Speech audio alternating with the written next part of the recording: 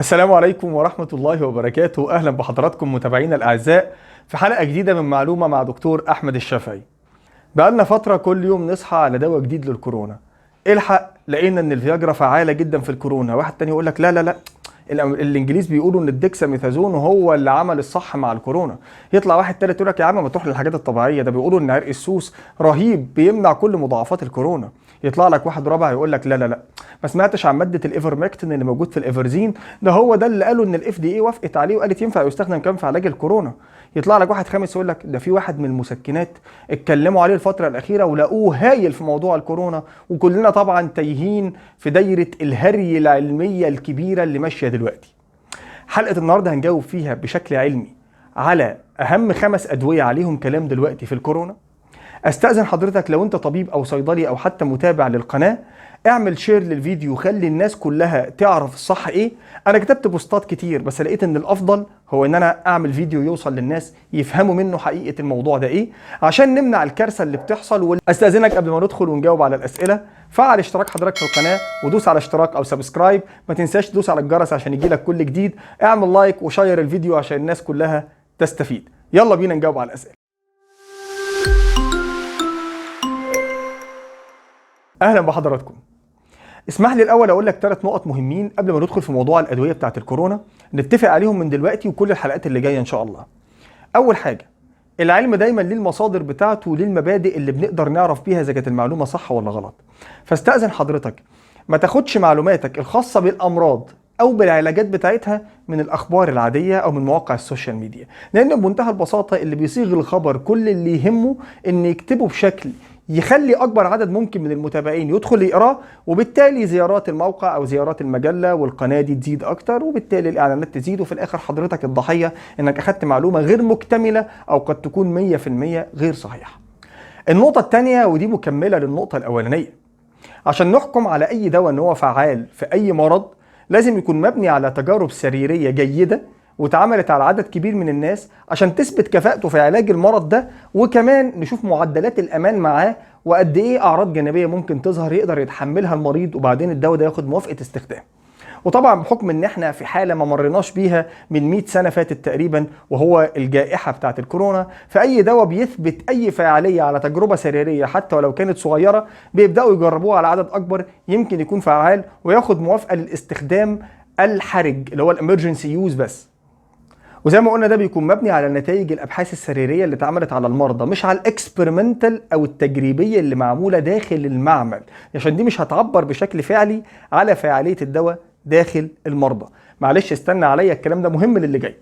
النقطه الثالثه، فيروس الكورونا احنا عارفين هو فيروس موجود معانا من زمان، من سنه 1966. لحد اللحظه دي ما عندناش علاج ليه، وليه مالوش علاج؟ محدش فكر يدور على علاج للكورونا لان هو متكرر وبيجي لنا كل سنه بشكل مختلف ومتحور، ودايما هو بيمثل 30% تقريبا من معدلات الاصابه بادوار البرد. فقال لك خلاص، وبما ان الجهاز المناعي اصلا ما بيعملوش ذاكره مناعيه والاعراض في اغلب الاحيان بتكون سيلف ليميتد، يعني بتكون بسيطه والجسم بيقدر يتغلب عليها، فليه نوجع دماغنا ونطلع دواء؟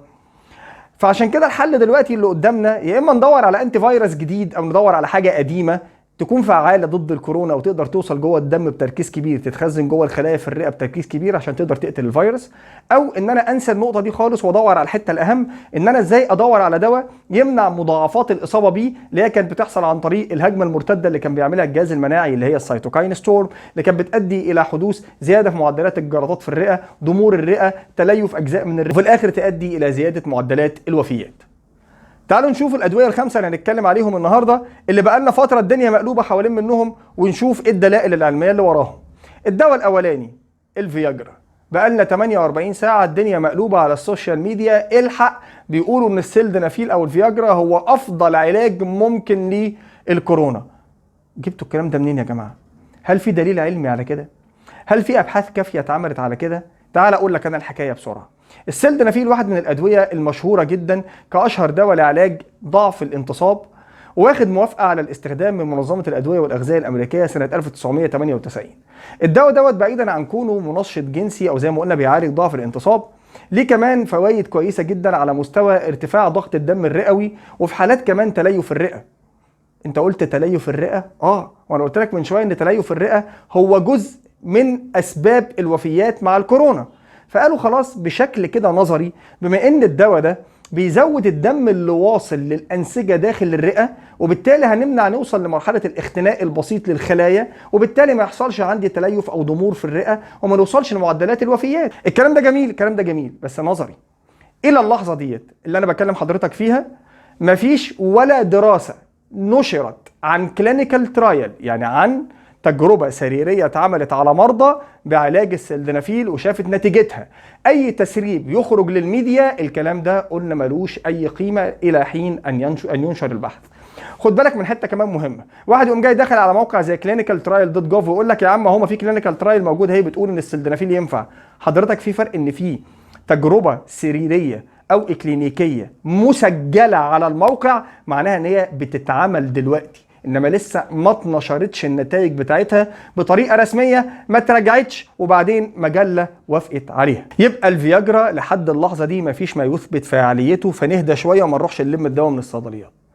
ناخد الدواء التاني وده اللي قلب الدنيا اكتر الاسبوع الماضي، الديكساميثازون. يا جماعه احنا طول عمرنا بنخاف من الكورتيزون. انت كنت لما تروح الصيدليه تجيب دواء كحه اول حاجه بتسالها للصيدلي ايه؟ يا دكتور هو ده فيه كورتيزون؟ او لو عايز تاخد كريم عشان فرضا فيه التهابات في الجلد قبل ما يطلع لك الدواء بتساله يا دكتور هو فيه كورتيزون؟ يعني احنا طول عمرنا ما بنحبوش وخايفين منه برغم ان هو ليه فوائد كتير. جينا في يوم وليله عزيزي المشاهد الدنيا اتقلبت والناس كلها ده مشيت في الصيدليات تلم الديكساميثازون الحقن بتاعتها عمال على بطال وتخزنها عندها في البيت. تعال افهمك الموضوع برضو جه منين.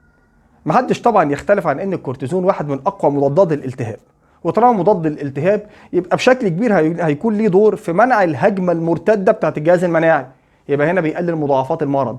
بس مع مين؟ مع الحالات الحرجه، اللي هو الشخص اللي خلاص تعب وحالته استدعت انه يدخل المستشفى ويتحط على اجهزه التنفس الاصطناعيه. في اللحظه ديت بيدوله الكورتيزون عشان يقلل تاثير الجهاز المناعي ويخلي الراجل ده يقدر يفوق. يعني اللي حضرتك عملته انك خدت الديكساميثازون عندك في البيت حرمت الشخص اللي محتاجه منه. ما تنساش ان الكورتيزون ليه اضرار برضو كتير. حضرتك فرضا لو مريض سكر وسكرك غير منتظم واخدت الحقن دي عمال على بطال عشان تقي نفسك من الكورونا، او بدات تحس ان انت جسمك مكسر وتعبان اللي هي ممكن تكون انفلونزا وبدات تاخدها بشكل منتظم، حضرتك هتعاني من مشاكل كبيره جدا ومش بعيد يحصل مضاعفات وحضرتك تدخل المستشفى بسبب انك انت اخدت الدواء الغلط في الوقت الغلط. ناخد الدواء الثالث اللي معانا النهارده وهو ماده السيليكوكسيب، وده واحد من اشهر الادويه المضاده للالتهابات والمسكنات اللي موجوده في السوق، وليه اسامي تجاريه مختلفه كتير. احد المواقع الاخباريه اخد بحث لسه ما اتنشرش ولسه في طور ان بيدور على مجله عشان تقبله ويتراجع، وقال لك بس الحقني ده السيليكوكسيب فعال في تقليل مضاعفات الكورونا. طب خد تعالى كده اما افهمك الموضوع جاي منين. السيليكوكسيب اللي موجود عليه في موضوع الكورونا بحثين بس. البحث الاولاني هو معمول عن طريق البرامج المستخدمه لتحديد الاهداف للادويه. بمنتهى البساطه الناس قبل ما بتعمل تصميم للادويه في برامج بتتوقع الدواء ده ممكن يشتغل فين، او ممكن نشوف الهدف اللي احنا عايزينه واقول لك شكل المركب اللي يمسك فيه عامل ازاي.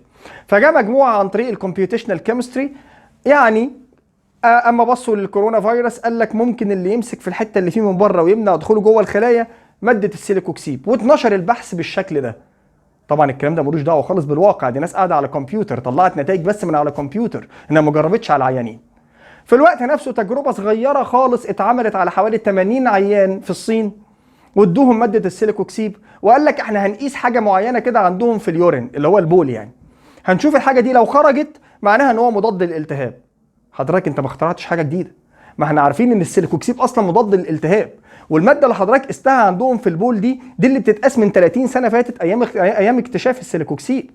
ففين الجديد اللي حضرتك عملته؟ انت هنا ما اثبتش ان السيليكوكسيب فعال في الكورونا، بالذات ان كان بيتاخد مع بقيه الادويه الثانيه اللي بتعالج الكورونا اصلا، فايه اللي يثبت ان هو اللي عمل كده؟ وخليني اقول لك معلومه تانية بخصوص السيليكوكسيب، ان السيليكوكسيب ما ينفعش يستخدم عمال على بطال. اي ناس عندهم تاريخ مرضي من سكتات قلبيه او قصور في الشرايين التاجيه، استخدام السيليكوكسيب بيزود فرص عوده او الاصابه بقصور الشرايين التاجيه والذبحه الصدريه والسكته القلبيه حضرتك، اللي هو برضو الناس نزلت تلمه من الصيدليات وخزنته عندها في البيت عشان تاخده، محدش فاهم هو بياخد ايه. ناخد الدواء الرابع، وده الدنيا اتقلبت عليه في بدايه شهر ابريل اللي فات ولا زالت مستمره. ماده اسمها الإيفرمكتين، ودي مادة مشهورة كمضادة للطفيليات وبعض الديدان زي داء الفيل، زائد كمان ان هي فعالة في علاج الجرب وكمان في علاج أمل الرأس. واحد من الأدوية اللي كانت مبيعاتها مش كبيرة، ومرة واحدة الدنيا اتقلبت على بحث 12 يوم 3 ابريل اللي فات لمجموعة من الباحثين الاستراليين اشتغلوا تجربة في المعمل، زرعوا الفيروس في خلايا وعرضوه للإيفرمكتين، لقوا ان الإيفرمكتين قدر يموت الفيروس. قال لك بس يبقى الإيفرمكتين ممكن نجربه كعلاج للكورونا.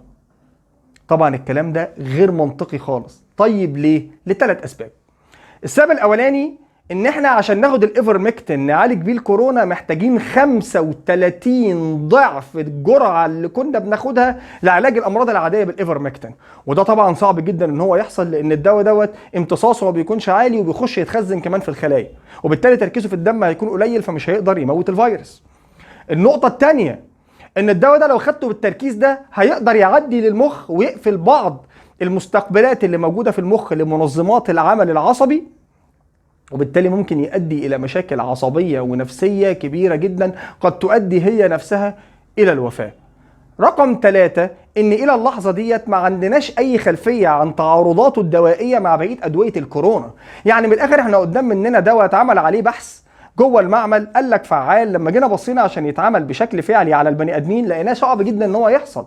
35 ضعف الجرعه ده صعب جدا، هيأثر على المخ والموصلات العصبيه اللي جواه ويسبب عندنا بعد كده امراض عصبيه هي اخطر بكتير جدا من الكورونا، زائد كمان التعارضات الدوائيه بتاعته مع بقيه علاجات الكورونا. تعالوا نتكلم بقى على الدواء الخامس اللي معانا النهارده. هو مش دواء، هو طبعا واحد من الاعشاب الشهيره جدا، والناس لما راحت له قالت لك بس حاجات طبيعيه واحنا عارفينها واكيد الامان بتاعها ما فيش بعد كده. مين هو؟ العرقسوس او عرق السوس. قال لك بس ده بيمنع ان الفيروس يخش جوه الخلايا، ولو دخل جوه الخلايا هو ده اللي بيسبب الاصابه بالكورونا. جبتوا الكلام ده منين يا جماعه؟ جابوا الكلام ده على ابحاث اتعملت برضو على الخلايا في المعمل، مش على البني ادمين ولا حتى الحيوانات، من ايام السارس الاولاني اللي هو ظهر سنه 2003 2004.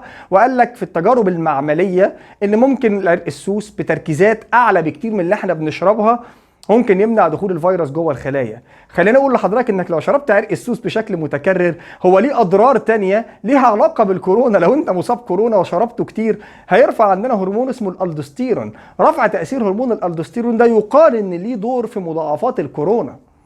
يعني ما ناخدش اي كلام موجود وخلاص. يبقى الخمس ادويه اللي اتكلمنا عليهم النهارده ما لهمش اي اسس عمليه او علميه للاستخدام عمال على بطال، باستثناء الديكساميثازون او الكورتيزون، وده بيستخدم في المستشفيات فقط للحالات الحرجه لما بتتحط على اجهزه التنفس الاصطناعي بس. استاذنك حاول توصل الفيديو ده للناس كلها. استاذنك كمان شاركني بالراي محتاج ايه في الحلقات اللي جايه في الكومنتات على الفيديو. اشكر حضراتكم انكم وصلتوا معايا لحد نهايه الفيديو، وان شاء الله نقدم حاجات افضل الفتره الجايه. شكرا جزيلا ليكم، وان شاء الله الامور دي تعدي كلها على خير ودمتم بكل صحه.